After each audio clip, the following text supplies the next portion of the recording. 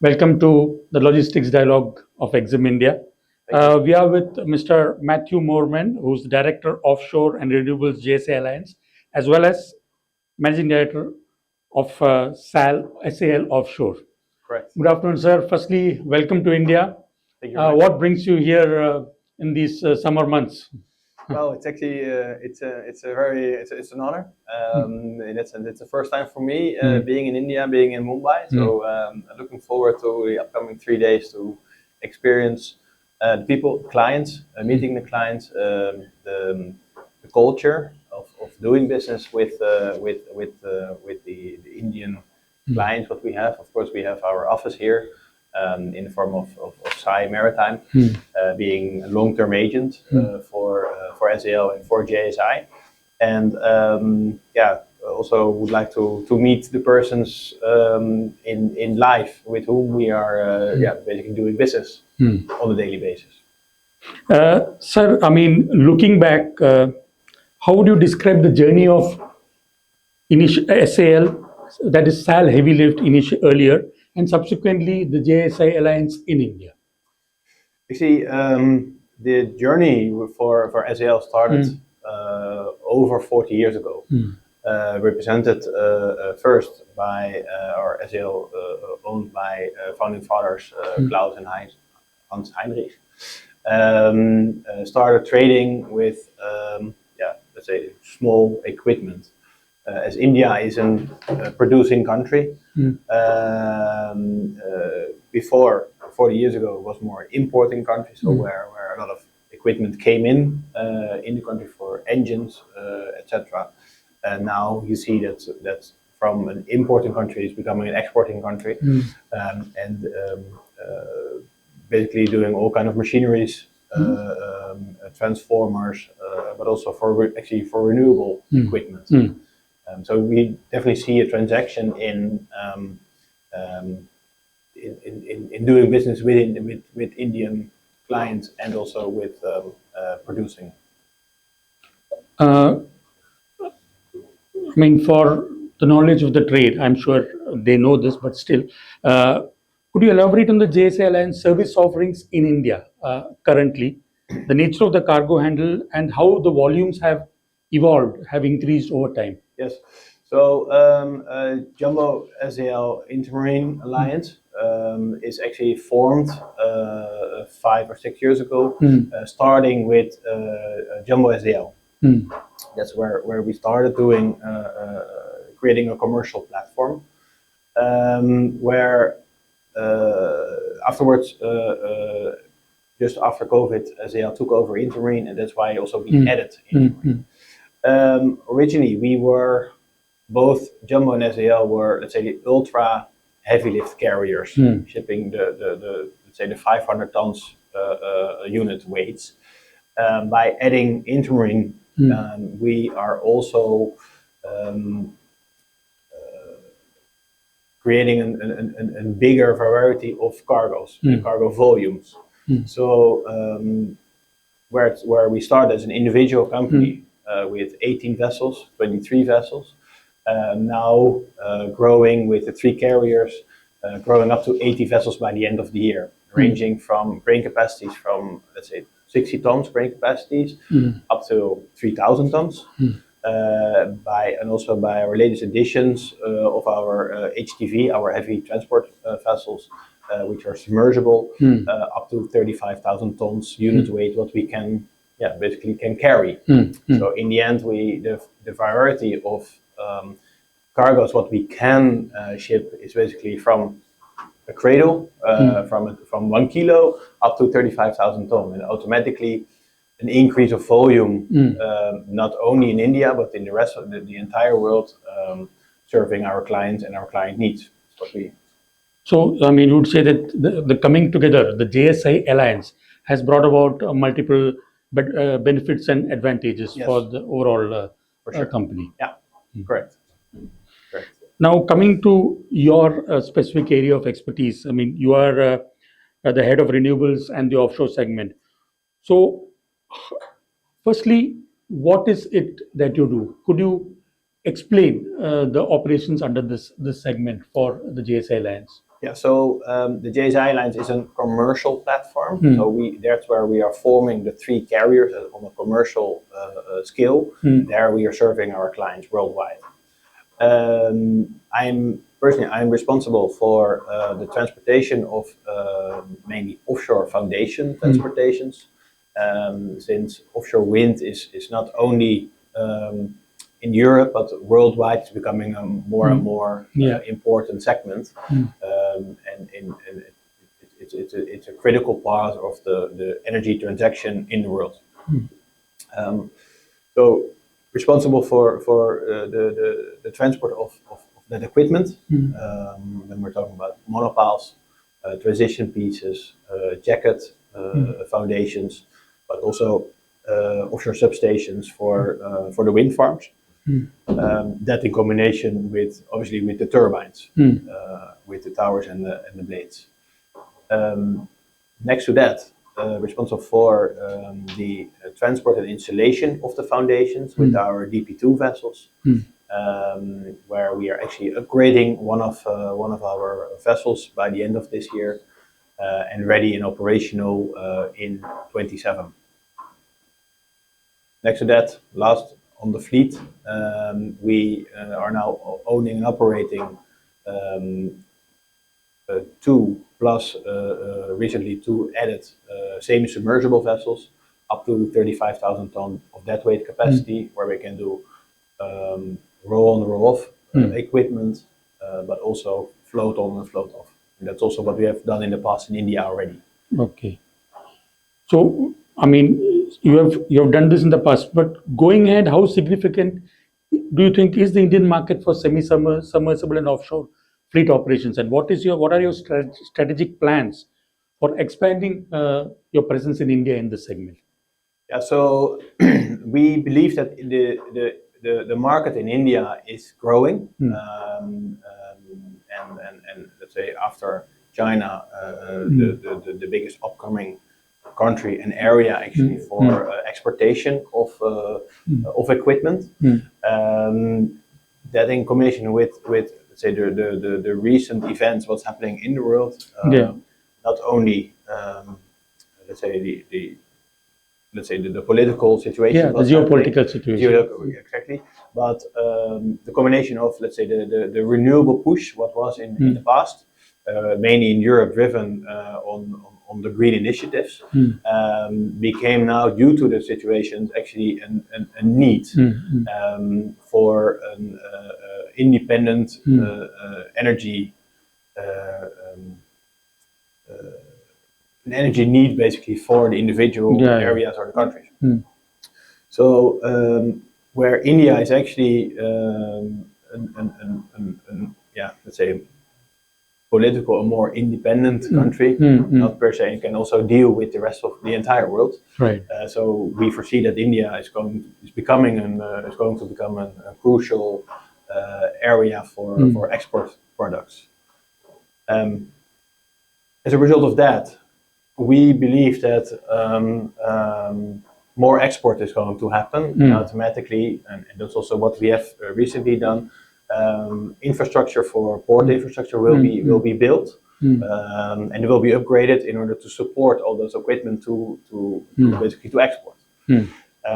So building of new ports, new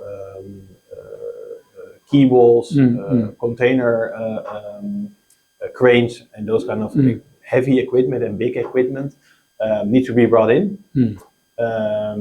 But before, you first need to basically build the harbor and the facilities around it. So floating equipment needs to be brought in, and that's also then automatically what we are aiming for with our vessels, to bring first the vessels in and afterwards bring them out, followed by the infrastructure for the quay. So container cranes or other cranes which are potentially on the quay, which are also oversized. So, I mean, like ports are a kind of an area which you're looking at, like port development in India and getting cranes for these ports. Is this a primary area that you're looking at? That is one thing, but yeah, you first need to build the key, and you need to build the facilities around it. Right. Obviously, India being big also in producing equipment for the oil and gas sector, building the reactors, which are usually big and oversized, and that's then obviously what we are also aiming for afterwards. Once the facilities are ready, then the export can begin, and that's where we are then aiming for with the rest of the fleet, or actually the entire fleet, not only with our deck carriers or with our HCVs, but unit weights of 500 tons, reactors, but also our multi-purpose equipment, or actually our multi-purpose vessels obviously can be a good service here in India. So, what would you say are the specialities or the USP of your deck carriers? How are they different from, say, some of the other operators? Now, obviously, when we made the strategic decision to go into this segment or to add these assets to our fleet, we didn't only look at purely because of their vessel. We would actually really look into the bigger spectrum of our assets. Okay, what is the need, and also think, okay, what would our clients need, and how can we serve basically the need of the client, and that's basically what made us decide to go into this segment, because normally there is a need for liftable equipment, which is our core business, obviously, with the majority of our fleet. But next to that, there was also a need to roll on or roll off other equipment, which are actually too big to handle and to carry on the heavy lifters. So the combination of both, which we actually already had, the heavy lifters, in combination with our HTVs, is actually a good package what we then can offer to our clients.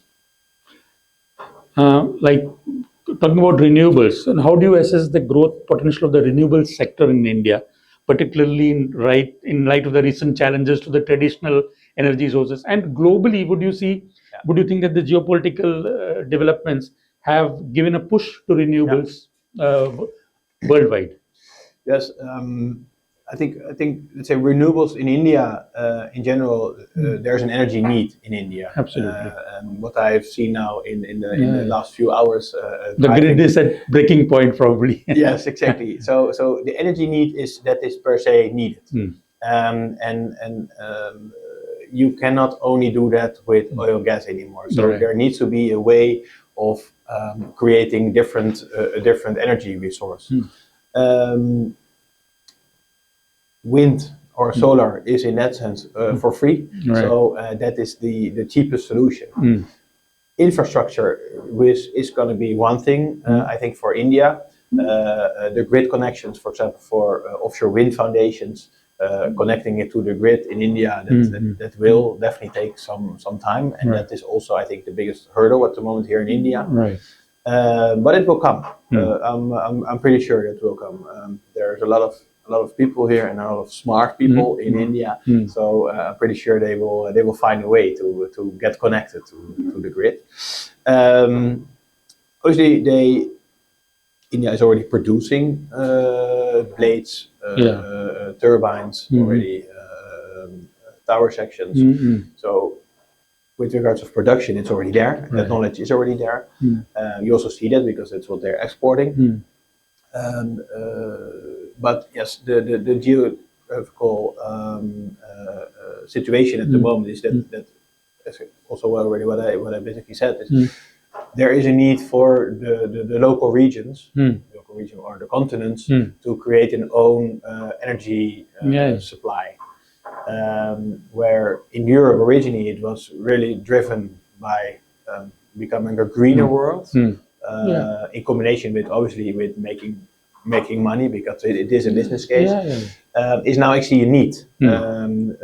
Trying to become energy independent from other areas started first with the Russia-Ukraine war, and now affecting, of course, the Iran war, majorly on the entire world. Yeah. So we expect also in the upcoming years, and that's already what we see, also with the let's say the local rules in Europe, that it's going to ease out from the political instability on the investment climate. Things are getting more stable, and automatically more stableness means opportunities to invest. So we expect that in Europe, especially in Europe right now, there will be definitely an increase of biddings from investors, and automatically wind parks will be built. Now, from a shipping company's perspective, how would you evaluate the capabilities of Indian ports? How well equipped are they to handle heavy and project cargo? And any improvements that you would like to see in overall port infrastructure in India? Yeah, yes and no. In a way, we have multi-purpose. The majority is our multi-purpose vessels, and on that basis, we also building vessels for certain areas, certain equipment, heavy lifts, extreme heavy lifts or not. So the crane capacity for us is a USP. But also, for example, draft restrictions of a vessel. If there is a port which is extremely shallow drafted, we also think about that while we are doing a design of a vessel. If there's only water depth of, let's say, 7 meters, Right. Technically you need one meter, or actually preferably a bit more than 1 meter under the keel, Right. also fresh water. So ultimately that is only then 6 or 5.5 meter vessel draft what you then have. And that is actually what it makes unique from our point of view. If you're gonna dredge the areas, then it's getting more accessible for more carriers, which is sometimes good, but for us it's okay. And in the end, it's not what we want. We are adapting to the client, the client needs. And if port infrastructure is not there, we either can help building it by wharf building, or and that's actually recently what we did here in the area. Or we adapt with our fleet. Now coming to technology, I mean, there is rapid advancements in technology happening. AI is the buzzword. I mean, other equipment as well. So, how is the JSA Alliance leveraging innovation and technology to enhance efficiency, customer service, operational performance, etc.? I mean, so I guess a lot of engineering is involved in your operations. How do you kind of improve or keep improving in that area? Yeah. Worldwide, we are having more than 100 engineers with our entire fleet, with let's say with the 3 carriers. Strategically, we are in the, let's say, the 3 biggest time zones: US, Asia, and Europe.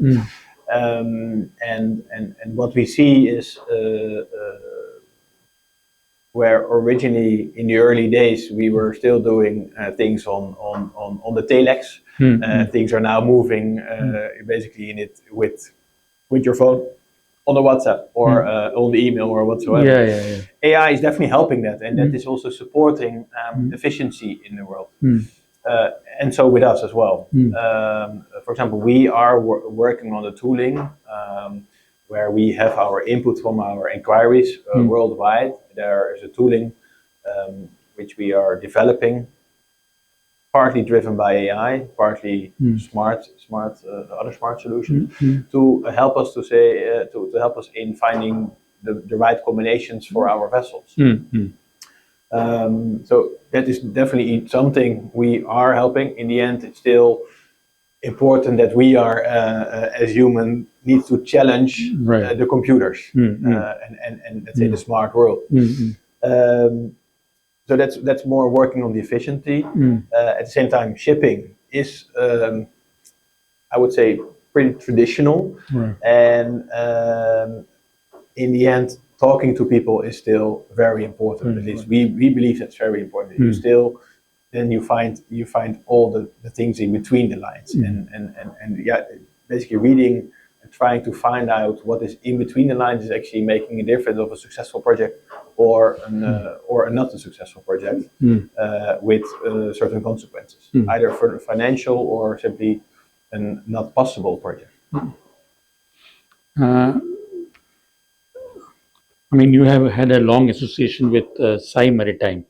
How do you view this partnership of the last many decades, and what role has it played in your growth and success in India? Yeah, what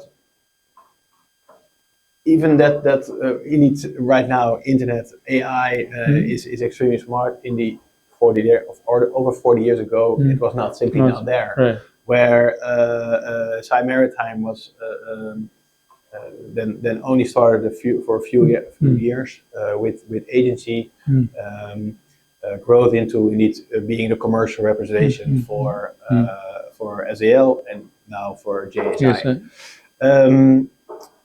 That as such, most important is trust, and by trust, you're starting from one cargo dealing with multiple cargoes, and then you grow into with the trust you grow into a partnership, and actually even beyond the partnership.